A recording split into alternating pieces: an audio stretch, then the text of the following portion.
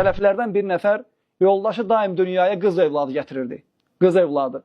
Və hər dəfə qız evladı olanda kişi yoldaşına deyirdi ki, sən ancaq qız evladı gətirirsən dünyaya, axırda aramız dəyəcək, biz ayrılacağıq.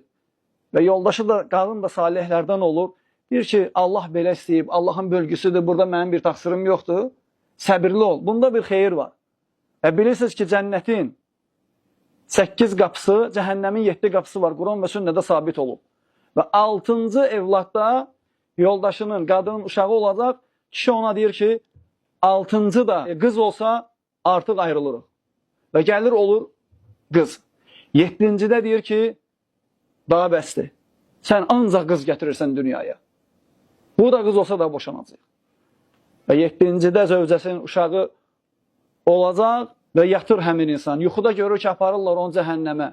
Allah Teala artıq hökm verib, onu da hökm verib gedir cəhənnəmə. Alimlər deyirlər ki, bəzən Allah Teala insanı yuxuda həm müjdəliyir, həm də qorxuzur. Aparırlar cəhənnəmə və cəhənnəmin də 7 qapısı var. Birinci qapısından cəhənnəmə atmaq istəyəndə qızlarından biri olur orada, qoymur. Atası cəhənnəmə girsin. İkinci qapısı, üçüncü qapısı, 4, 5, 6-da qız var, 7-yə gətirəndə qızı yoxdur. Və çox şiddətli qorxu içində oyanır, Allaha dua edir ki, ya Rab, onu da qız elə. Həqiqətən də belədir, vallahi. Əsə ən təkrahu şeyən və huvə xayrun ləkum. Allah Teala deyir ki, siz bir şey xoşlamazsınız, o sizin üçün xeyir olar. Və əsə ən tuhibbu şeyən və huvə şərrun ləkum. Bir şeyi də xoşlayarsınız, o sizin üçün şər olar. Vallahu ya'lemu və entum la ta'lemun. Allah bilir, siz isə bilmirsiniz.